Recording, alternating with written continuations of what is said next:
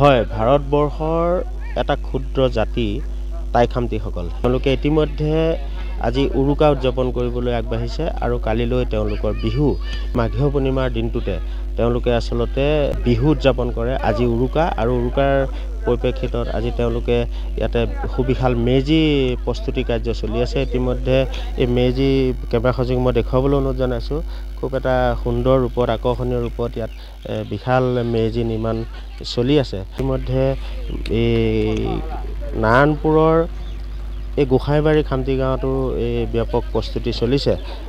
ইতিমধ্যে গাঁওখনৰ বয়োজ্যেষ্ঠসকলৰ পৰা মহিলাসকল সকলো ওলাই আহিছে। তেওঁলোকে ইতিমধ্যে মেজিৰ যি প্ৰস্তুতি সেই প্ৰস্তুতি কাৰ্যত লাগি আছে। পৰম্পৰা অনুসৰি সন্ধিয়া এই মেজিতে সকলো সমবেত হ'ব, ইয়াতে ভোজ ভাত খাব আৰু কালিলৈ পুৱাৰ ভাগত এই মেজি দাহ কৰিব। আমি ইয়াৰে বৌদ্ধ বিহাৰৰ হেণ্টেগৰাকী আছে, আমি তেখেতৰ পৰা জানিবলৈ চেষ্টা কৰিম। কি ক'ব, আয়োজন কেনেকুৱা? আয়োজন ভালেই চলি আছে বৰ্তমান। বতৰৰ চাথ দিছে, মৌচম এইটো বতৰৰ উইণ্টাৰৰ বিদায় মৌচম ৱেলকাম কৰিছোঁ নতুন গৰম দিনত। তো এই তেনেকুৱাতে আজি ৰ'দো চাথ দিছে। ৰ'দটো 2-3 দিন আগৰ পৰা বৰষুণ অলপ ঝেমেলা কৰি আছিলে, কিন্তু আজি মানুহবিলাকৰ উৎসাহ আৰু ওলাই আহিছে। মানুহ কম হ'লেও কিন্তু উৎসাহটো সংখ্যাটো সিমানেই। কাৰ্যসূচী কি আছে? কাৰ্যসূচী আমি গধূলি মানে ইয়াতে পূজা পাঠ হ'ব, দান দক্ষিণা দিব আৰু এই কি কয় যিটো আমি খিচিৰি বুলি কওঁ, গাখীৰৰ জেগাতে বেলেগ এটা ৰূপ মানে খিচিৰি বনাওঁ। পৰম্পৰা হয়। তাতে আলু, লাই শাক, যিখিনি তিল এইবিলাক গোটেই বস্তুখিনি আলু চব মিলাই কিনে বনাব। এইটো মানে ঘৰে ঘৰে ভাগো কৰিব, মন্দিৰত দিব। এইটোৱে কালি মানে ফেষ্টিভেলৰ আহাৰ হ'ব।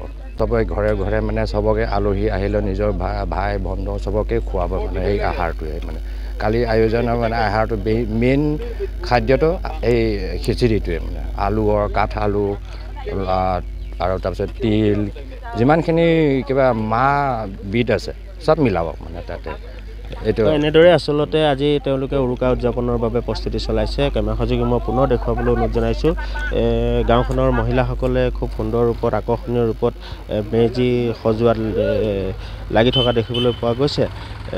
পৰম্পৰা অনুসৰি তেওঁলোকে আজি সন্ধিয়াৰ ভাগত এই মেজিৰ তলতে পূজা পাঠ কৰিব। বিভিন্ন দান দক্ষিণাও ইয়াতে বিভিন্নজনে দিব আৰু তাৰ পিছতেই তেওঁলোকে পুৱতি নিশা তেওঁলোকে এই মেজি দাহ কৰিব আৰু কালিলৈ দিনটোত তেওঁলোকে বিহু উদযাপন কৰিব আৰু পৰম্পৰাগত খাদ্য ইতিমধ্যে প্ৰতিগৰাকী মহিলাই নিজ নিজ গৃহত প্ৰস্তুতি চলাই থকা বুলিও ইতিমধ্যে জানিবলৈ দিছে। আমাৰ লগত উদ্যোক্তাসকল আছে, আমি তেওঁলোকৰ পৰা জানিবলৈ চেষ্টা কৰিম। কি ক'ব, কাৰ্যসূচী কেনেকুৱা? কাৰ্যসূচী ভাল, প্ৰতি বছৰে আমাৰ উদযাপন কৰা হয়। আজিৰ দিনটো আমাৰ উৰুকা, অসমীয়া ভাষাত উৰুকা কয়, আমাৰ সামতাই ভাষাত আফিক কয়। গতিকে আমাৰ যুৱক যুৱতী, মহিলা, আদাল বৃদ্ধা সকলোৱে আহি পেলাই ওতঃপ্ৰোতভাৱে আমাৰ লগতে সহযোগ কৰি পেলাই আমি প্ৰতি বছৰে পালন কৰোঁ।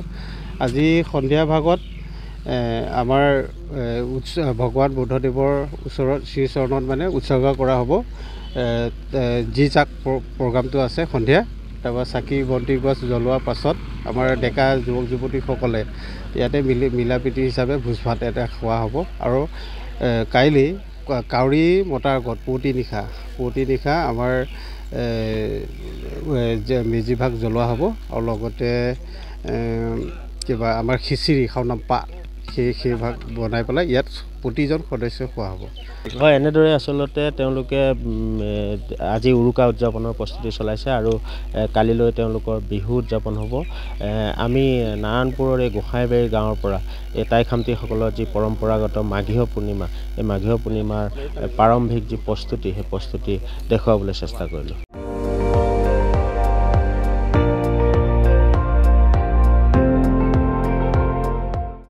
আপুনি চাই আছে ND24, সৰ্বশ্ৰেষ্ঠ নহয়, সৰ্বোত্তমৰ দৌৰ।